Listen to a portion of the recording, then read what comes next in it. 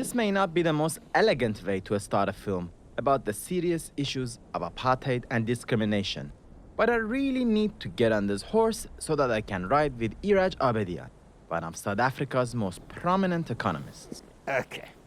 So I hold this sort of lightly, right? Very light. Look. Okay, just relax. Yeah. If you don't relax, the horse won't relax. Sure, no, I'm relaxing-ish. How would it go? Just nick, give it a nick. Yeah. He'll follow me most probably. I am Arash Azizi, an Iranian journalist in exile. We are in Coffee Bay, about 1,000 kilometers south of Johannesburg. Iraj migrated to South Africa from Iran in 1980. While studying at the University of Cape Town, he started researching the economic development of rural areas in the Transkei region during apartheid, when the white minority ruled over black and colored South Africans. So in 1980s, you came here for the villages, 1981. 1981. Having come from Iran, the interesting part was to understand the society to which I had arrived, try to learn from it, to understand the culture. So you wanted yourself to come in the middle of a place where there was no electricity in most parts.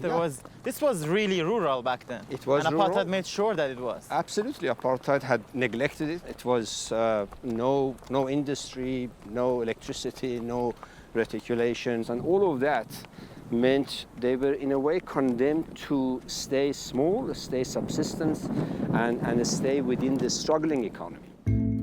Through my conversations with Iraj and other people here, I want to understand the cost of discrimination, not only in South Africa, but also in Iran.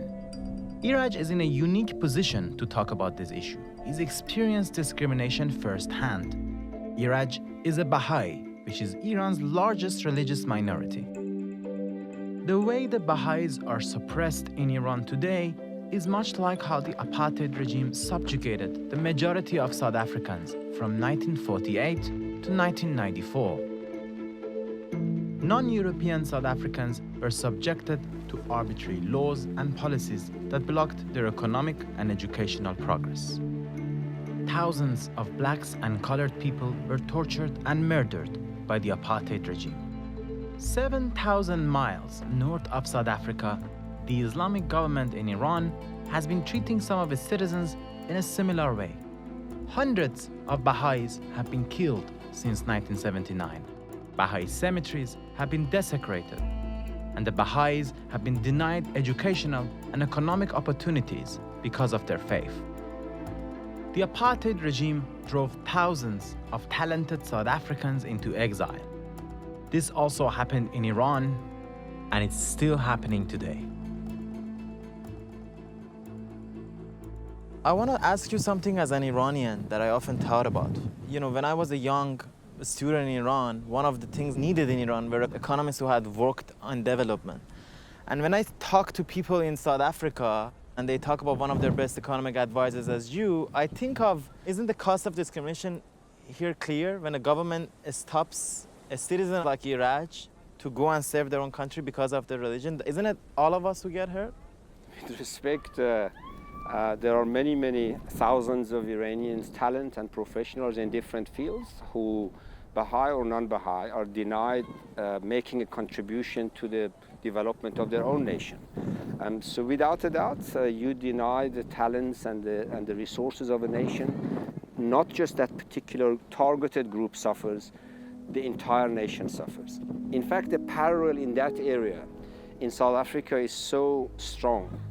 The whites who denied black majority development, scientific growth, access to opportunities, now, even 25 years later, the entire nation suffers the consequences. And in my humble view, it will take at least another 2 generations before the consequences of apartheid is expunged out of South Africa. So there's a heavy price to discrimination.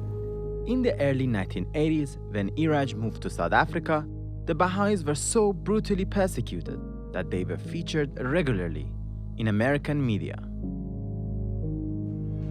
The tragedy of the Baha'is, persecuted in Iran in the name of Islam. The Baha'is are a worldwide religious faith. In general, the Baha'is practice a gentle faith that advocates meeting violence with serenity. 16 members of the Baha'is that we know about were hanged. They were part of a group of 22 for whom President Reagan had pled for mercy. Bob, does our government's protest make any difference? Well, apparently not, Barbara. Another 22 Baha'is were arrested just last week. Members of the Baha'i Faith say it's a question of genocide. And the alleged perpetrator of the genocide is the government of Iran, a case of religious genocide unique at this moment on this planet. The fundamentalist Muslim government in Iran has displayed an intense hatred of the Baha'is that stems in part from how the tenets of the faith differ from Islam, sometimes radically. Among other things, the Baha'is believe in equality of the sexes, eventual world government, universal education, and in practicing their religion without clergy, all concepts that have infuriated Iran's leaders. Back in Johannesburg, I had dinner with some South African Baha'is. There are 7 million Baha'is around the world, including almost 250,000 in South Africa. A Baha'i gathering like this would have been illegal during apartheid because whites and blacks are interacting and breaking bread together. And guests at this dinner could also end up in jail in Iran because most of them are Baha'is. In South Africa, it was a very unique situation in apartheid because the minority was discriminating the majority. Majority is the one that suffered. But in Iran, anybody who's belonging to minority groups is discriminated. To an extent, again, the suffering and the outcomes are the same. Discrimination is discrimination, injustice is injustice. Like their South African friends, many of the Iranian guests at this dinner have experienced discrimination. Nika Wafai is a face surgeon. Her family came to South Africa in the late 1970s before she was born. So my grandfather, his name was Rahmatullah Wafai. He had a shop in Mardasht in Iran where he would sell goods. He was part of the Baha'i community in Mardasht, and he was living with his wife, my grandmother, and their son at the time. Rahmatullah Wafai was among hundreds of Baha'is who were arrested after the revolution. Their only crime was practicing their faith. The prisoners were subjected to physical and psychological torture to recant their faith and convert to Islam. They were told not to talk about this torture with their loved ones. If they did, their visiting privileges would be taken away from them. It was a very emotional time. It was very difficult, more because they would keep my grandmother in the dark about most of the information, where they were keeping him, how they were treating him. Of course, they knew, as Baha'is, how the Baha'is were treated in prison. So it was very difficult for them. And of course, when she would go visit my grandfather, he would put on a brave face and try, console her. As much as he was suffering, he would not show that suffering to her. Rahmatullah Wafai was executed on March 12, 1983. More than 200 Baha'is were murdered in Iran between 1979 and 1987. In many cases, the executioners desecrated the dead bodies of Baha'is with Islamic slogans. Do you consider Baha'is to be heretics? I think they are sacrilege. They are heretics. What do you mean by heretics? Heretics in the sense of... It is not a religion. I told you, I consider it as a political, treacherous political movement. Iranian officials deny mistreating the Baha'is. But this interview clearly shows the attitude of the Islamic government toward the Baha'is. Generally, among the leaders, we had a good number of them who were agents of America or Israel. And they were executed? Oh, yes. It had nothing to do with Baha'ism. It just happened that we had among Muslims also people who have been executed.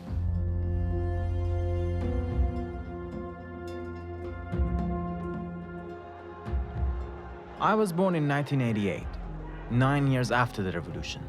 But my childhood was filled with stories of the torture and execution of our friends and relatives. Whenever I passed by the notorious Evin prison, where thousands of innocent Iranians, Baha'is and others, were murdered, I dreamed that one day it will become a relic of the past, a museum where we could understand our history and work together for a better future. This is happening in South Africa. The Apartheid Museum in Johannesburg tries to give visitors a personal experience of apartheid. Dr. Salim Nakhchawani studied law at Cambridge University. He's worked for the International Criminal Court in several countries. He's also an Iranian Baha'i. The lessons that can be drawn comparing Iran to South Africa, very different cultures, very different people, very different social contexts, but the desire of the system to entrench itself and to exercise a kind of domination over the will of people is the same across the board. And the methods used to do it we see right here in the Apartheid Museum.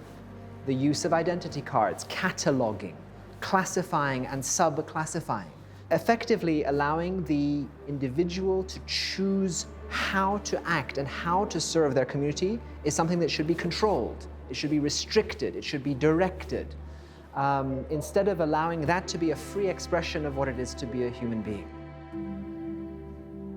Of course, it was not only the Africans who were suppressed during apartheid. The regime labeled some people from Asian, African, and even European backgrounds colored and subjected them to discrimination. Well, I can start by saying that there were 4 colored classifications: Malay colored, other colored, colored, Cape colored, I think 4. Leonard Mackenzie worked with whites and Africans throughout his life, but because of his skin color, he tried to stay away from white areas to avoid harassment. You, in many ways, had to, as far as possible, stay away from white areas. For instance, you would be walking around town and they come out of a pub. They could easily beat you up and nothing would come of it. So we knew how far to go and not to go. You couldn't go to a restaurant that's for whites. You couldn't go to a park that's for whites. You couldn't, in some instances, you couldn't even go to a church that's for whites, even though you're of the same denomination. What is it that makes the systems to create a certain group of people and discriminate against them? Why is that idea so useful for them? Well, when you think about it, it's a very simple, but it's proven to be a frighteningly effective strategy, right? What you do is you want to stay in control. So you think you need an enemy, because you think that if there is an external threat to you, external to your own community, you will be able to maintain your dominance of that community.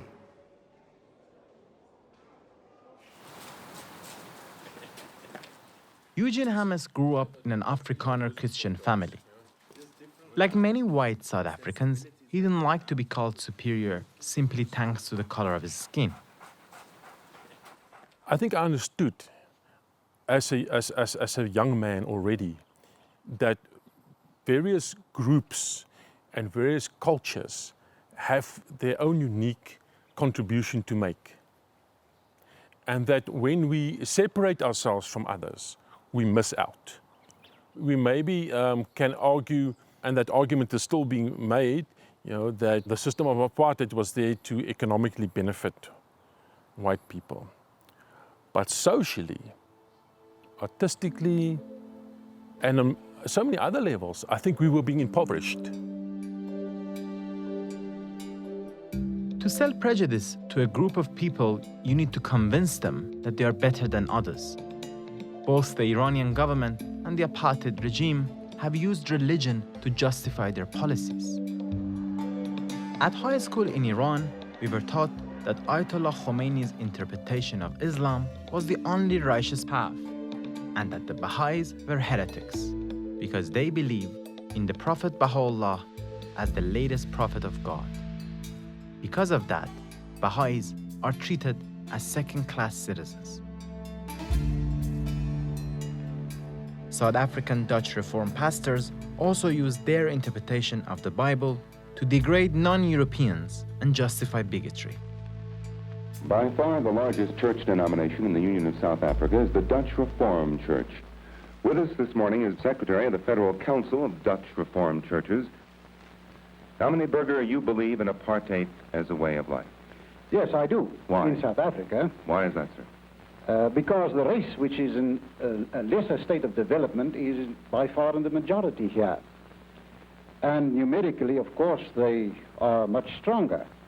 And because also I believe that it is according to God's will that the white race, which is in the majority in this country, should be preserved. And also everything we have done in the last 300 years and built up in the church and in the state should be preserved and not be swallowed up by an, I wouldn't say inferior race, because I don't believe it is an inferior race, but a lesser a race which is in a lesser state of development.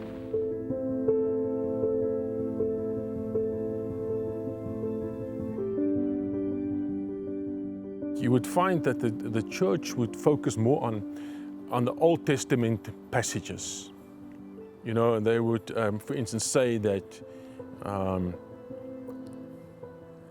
the black people in South Africa was descendants of Ham and water carriers and wood choppers, you know, because that is what those descendants were cursed to be for the rest of their eternity, and that there was God's people, and well, you know, and basically the rest, which implicitly, I suppose, meant that they were the devil's people.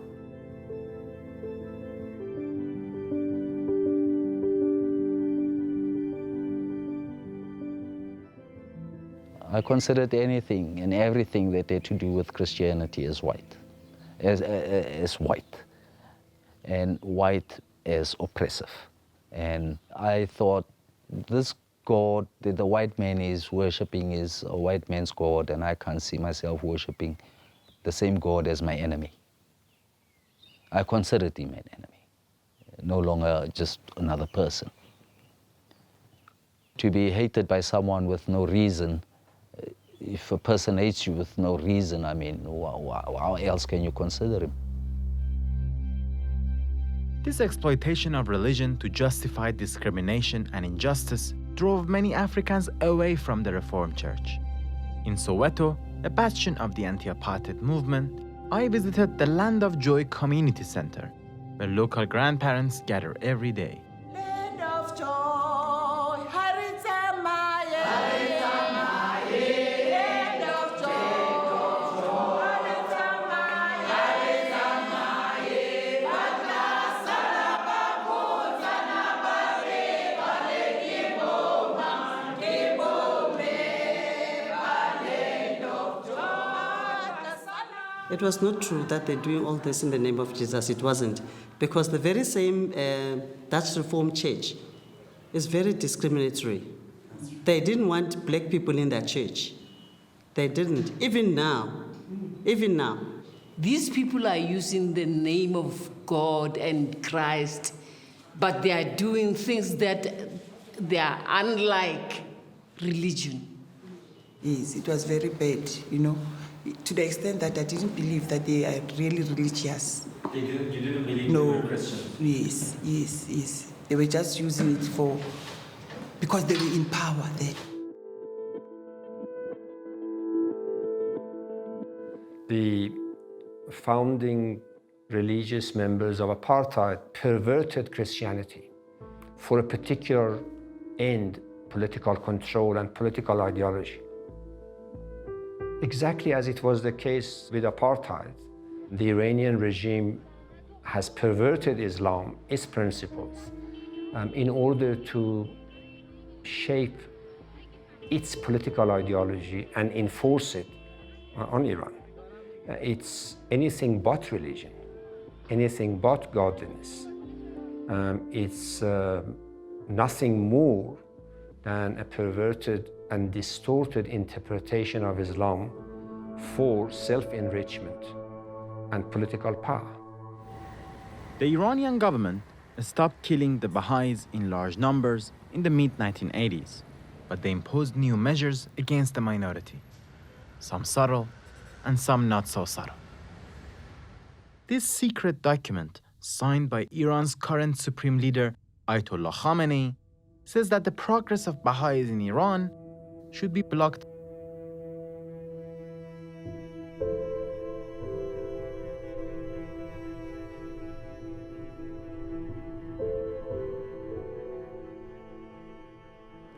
There were mass detentions and executions of Baha'is from the beginning of the regime. But I think there has been a shift to other means, definitely, where economic means and social means have largely taken the place of executions. There continue to be detentions, extrajudicial detentions, but other means are used now, and denial of the right to education is a principal one. Blocking the means of economic progress is another one. For this reason, I think many around the world have started to use the expression economic apartheid. Since the 1979 Islamic Revolution, Baha'is have been barred from higher education. Baha'is are not allowed to teach or study in Iranian universities. In fact, this form of educational apartheid has become one of the main ways to obstruct the progress of the Baha'is in Iran. So, the Baha'is of Iran started their own informal university called the BIHE, the Baha'i Institute for Higher Education. When the Iranian regime banned the Baha'i youth from access to tertiary education, it was natural that the Baha'i community would have to find a substitute. They would have to find a response, a peaceful and constructive response to the inability to access national universities. BIHE classes are held in people's homes. Some classes are taught in person, and others are taught online by teachers like Iraj, who teaches economics at BIHE. We can't show you the faces of these students because security agents regularly harass BIHE students and teachers. Well, BIHE is a real university, is a real tertiary level school system. And it's in recognition of the fact that human beings need to be educated under all conditions, not only from a fact that it's a human rights issue, but human progress can only really mature if human beings are allowed and given environment to be educated under all conditions. Once again, the story of the denial of education to the Baha'is in Iran is similar to how, in 1953, the apartheid regime created an inferior educational system called Bantu education for Africans. The apartheid government passed a law called Bantu Education Act.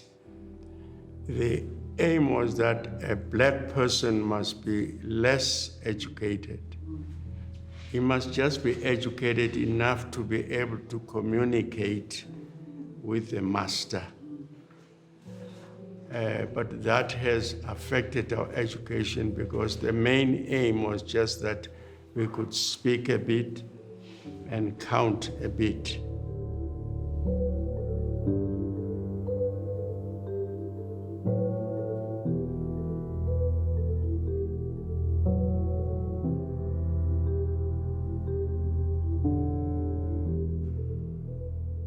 I think the situation in Iran blocking the access of young, capable Baha'is to tertiary education is in some ways similar to what we had here in South Africa. Of course, the Africans here were streamed into Bantu education from their earliest infancy.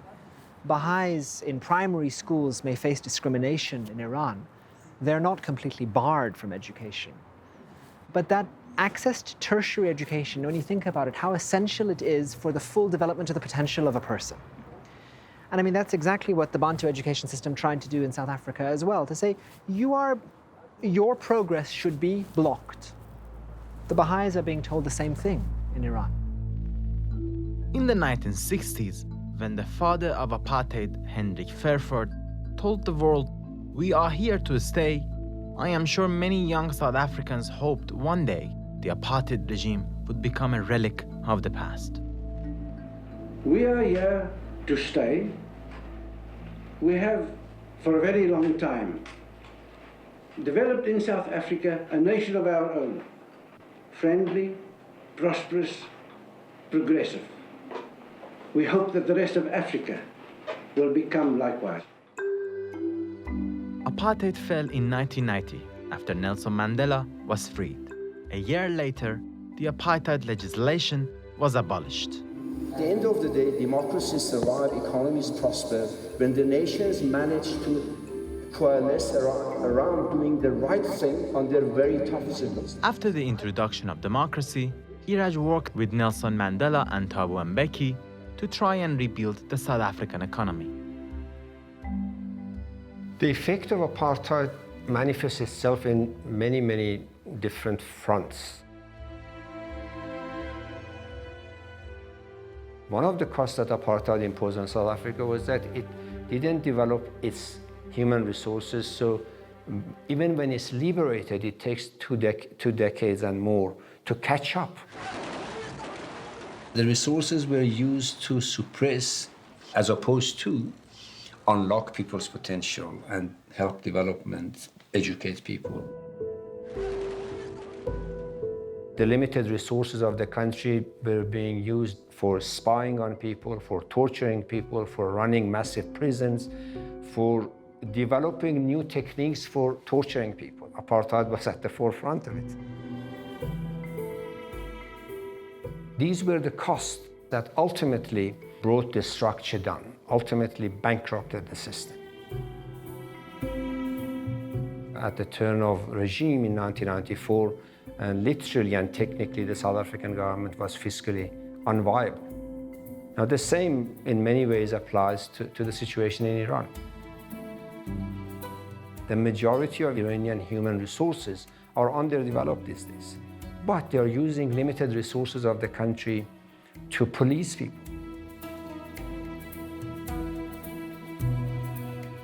Look at the size of the police, look at the size of the army, look at the amount of money that is spent on military forces in the region.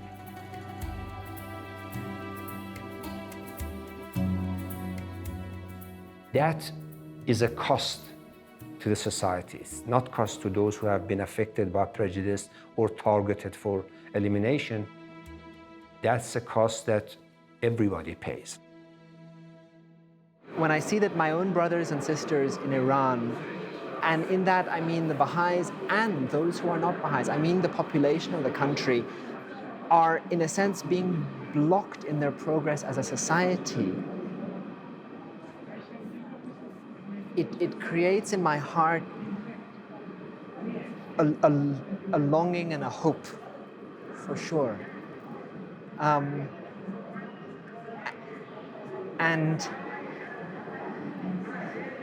I'm sorry, this is very... But sorry.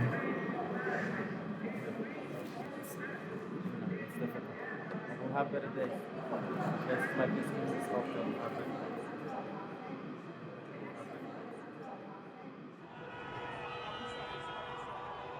Another similarity between the apartheid regime and the Islamic government in Iran is the political infighting that undermines their own authority. Politicians in Iran today attack each other as vehemently as apartheid officials did in the past. And as usual, the victims are the ordinary citizens.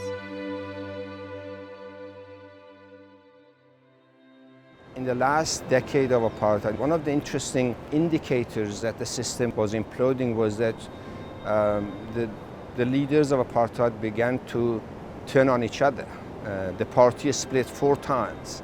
The cohesion was literally eroding on a daily basis. Well, if I compare what happened in the late 80s in South Africa and compare what's happening in Iran, I see exactly the same cracks appearing.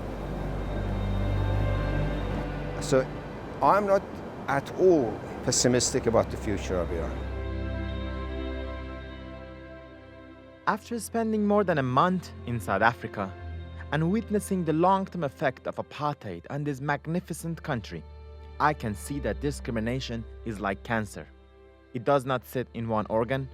It spreads through the whole body, destroying everything, even the parts that you thought might be immune. The apartheid regime never understood this. I can only hope that Iranian rulers can learn from history. Never and never again shall it be that this beautiful land will again experience the oppression of one by another. The time for the healing of the wounds has come. The moment to bridge the chasms that divide us has come. The time to build is upon us.